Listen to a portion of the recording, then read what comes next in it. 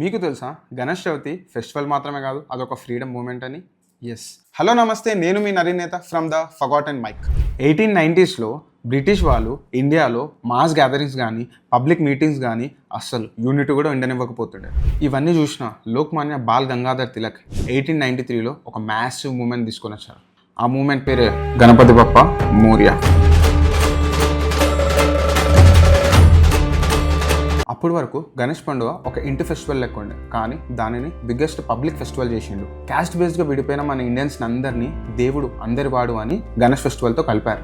ఈ గణేష్ ఫెస్టివల్తో patriotic songs, nationalist ideas, అన్నిటికన్నా మెయిన్ స్వరాజ్యం, సెల్ఫ్ రూల్, మన ఇండియాని మనమే పాలించుకోవాలని విపరీతంగా పబ్లిక్ మధ్యలో అవేర్నెస్ తీసుకొని వచ్చాడు.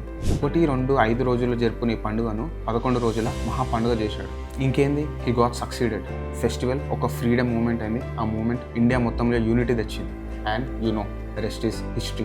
ఇంకా అప్పటి నుంచి ఇప్పటి వరకు గల్లీ నుంచి ఢిల్లీ వరకు, కాశ్మీర్ నుంచి కన్యాకుమారి వరకు మన గణేష్ పండుగకు తిరిగే లేదు. ఒక ఫ్రీడమ్ మూమెంట్ తీసుకొచ్చిన ఈ ఫెస్టివల్ ఇప్పుడు 11 days non stop celebrations. Bappa ఒక దేవుడు మాత్రమే కాదు, మనలో ఒక మనిషి. మన మనిషిగా ఆయనకు దీప నైవేద్యాలతో ఆయన పండుగను చాలా ప్రేమగా జరుపుకుంటాం. ఈజ్ ఆ సూపర్ స్టార్. ఇలాంటి పండుగను మేల్కొల్పిన బాల్ గంగాధర్ తిలక్ గారికి మా గణేష్ కమిటీలో నుంచి అందరికీ థ్యాంక్ యూ.